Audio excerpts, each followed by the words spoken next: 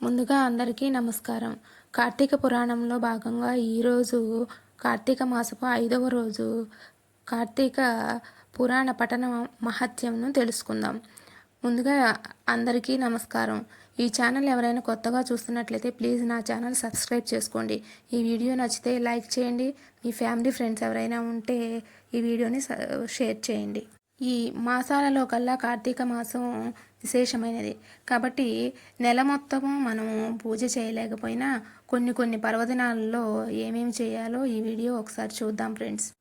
ఈ మాసంలో చేసే స్నానం, దానం అనంతమైన పుణ్యఫలాలను ప్రాప్తింపచేస్తుంది.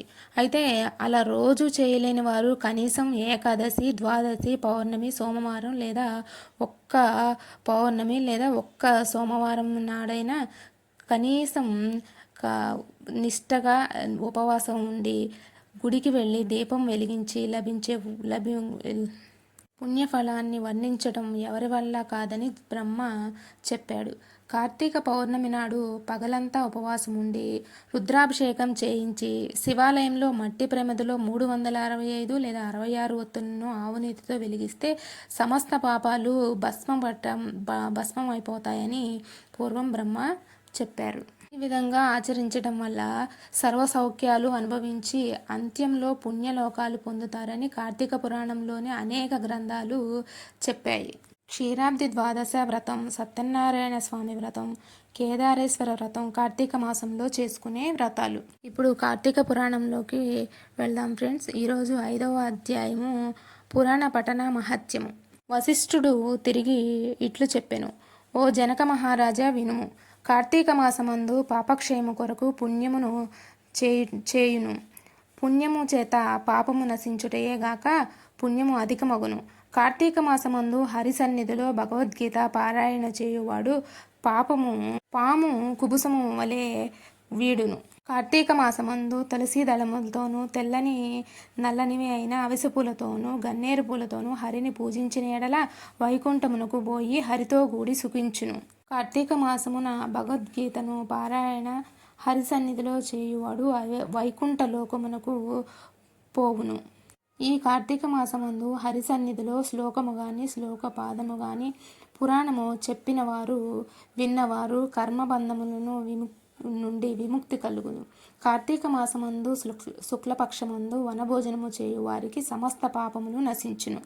ఇతర కాలములలో జపకాలమందయు, హోమకాలమందు, పూజాకాలమందు, భోజనకాలమందు, తర్పణకాలమందు చండాలుల యొక్కయు, పాపాత్ముల యొక్కయు, శూద్రుల యొక్కయు, వంతుల యొక్కయు సంభాషణను విననుచో దోష పరిహారము కొరకు కార్తీక మాసమందు వనభోజనమును ఆచరించవలెను.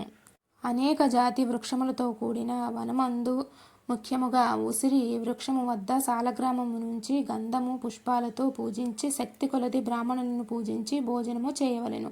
ఇట్లు కార్తీక మాసమందు వనభోజనము చేసిన ఎడల ఆయా కాలమందు చేసిన సమస్త పాపములు నశించి విష్ణులోకమునకు సుఖముగా నుండి ఉందురు. కాబట్టి తప్పక కార్తీక మాసమందు వనభోజనమును ఆచరించవలెను. కార్తీక మహత్యమును భక్తితో విని బ్రాహ్మణుని కుమారుడు నీచ జన్మ నుండి విముక్తుడాయను. ఏ విధంగానూ చూద్దాం. ఓ మునీశ్వర, బ్రాహ్మణుడి కుమారుడు ఎవ్వరు, ఏమి కర్మ చేసెను, దేని చేత విముక్తుడాయను, ఈ వృత్తాంతము తెలియజేయమని అడిగాను. ఇప్పుడు వశిష్ఠుడు ఇట్లా పలికెను. జనక మహారాజా, చెప్పేదును వినుము. కావేరీ నదీ తీరమందు దేవశర్మయను బ్రాహ్మణుడు వేదాంగ పారంగతుడు కలడు. ఆ దేవశర్మకు దురాచారవంతుడగు ఒక కుమారుడు గలడు. అతడు దుర్మార్గుడు. దుష్కార్యాలను చూచి తండ్రి, నాయన, నీకు పాపము నశించడి ఒక మాట చెప్పెదను. కార్తీక మాసమందు ప్రాతఃస్నానము చేయుము. సాయంకాలమందు హరి సన్నిధిలో దీపమును సమర్పించుము. ఈలాగున తండ్రి చెప్పిన మాటలు విని కుమారుడు కార్తీక ధర్మమును ఎట్లు కార్యము నా చేత ఎన్నటికీ చేయతగదు. ఆ మాట విని తండ్రి, ఓరి దుర్మార్గ, ఎంత మాట అంటివి, నీవు అరణ్యమందు చెట్టు తొర్రలో ఎలుకవై పుట్టి ఉండుమని శపించెను. తండ్రి శాపము విని కుమారుడు పశ్చాత్తాపముతో తండ్రిని వేడుకొనగా తండ్రి ఇలా పలికెను. కుమారా, నీవు ఎప్పుడు కార్తీక మహత్యమును వినెదవో అప్పుడు నీకు ఎలుక జన్మ నుండి విముక్తి కలిగినని చెప్పెను. తండ్రి ఇట్లు చెప్పి ఊరుకున్నంతలో కుమారుడు అరణ్యములో ఎలుక అయ్యెను. చెట్టు త్వరలో నివసించెను.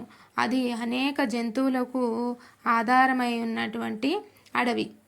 కొంతకాలము గడిచిన తర్వాత ఒకప్పుడు విశ్వామిత్ర మునీశ్వరుడు శిష్యులతో సహా కార్తీక స్నానం ఆచరించి ఆ వృక్షము యొక్క మొదట కార్తీక మహత్యమును భక్తితో చెప్పుచుండెను.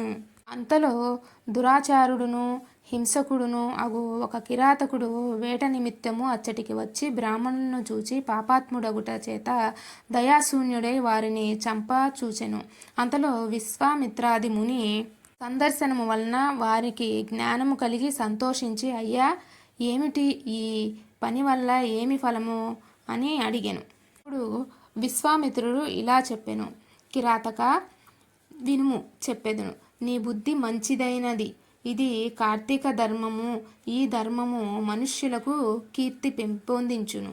కార్తీక మాసమందు మోహము చేతనైన స్నానాది చేసిన వాడు పాప విముక్తుడై వైకుంఠమును చేరును. కార్తీక మాసమందు భక్తి శ్రద్ధలతో కూడిన వాడై స్నానాది వ్రతము ఆచరించువాడు జీవ విముక్తుడగును. విశ్వామిత్రుడు ఇటుల కిరాతుని గురించి చెప్పిన కార్తీక ధర్మమును వృక్షము మీదనున్న ఎలుక విని అప్పుడే నీచదేహమును విడిచి విప్రుడాయెను. విశ్వామిత్రుడది చూచి ఆశ్చర్యం పొందెను. తర్వాత బ్రాహ్మణ కుమారుడు తన వృత్తాంతమంతను విశ్వామిత్రునికి తెలిపి అనుజ్ఞ తీసుకొని తన ఇంటికి పోయెను. కిరాతుడును మూషక దేహ త్యాగమును బట్టి కార్తీక వ్రతఫలము చూచిన తరువాత ముని వలన సకల ధర్మములు విని వైకుంఠము చేరెను. సుగతిని గోరువారు కార్తీక మహత్యమును వినవలెను. విన్నంతనే పుణ్యవంతులై పరమపదము పొందెదరు. కానీ కార్తీక ధర్మమును పూర్తిగా విని అభ్యసించవలెను. కాబట్టి తప్పక కార్తీక వ్రతము ఆచరించదగినది.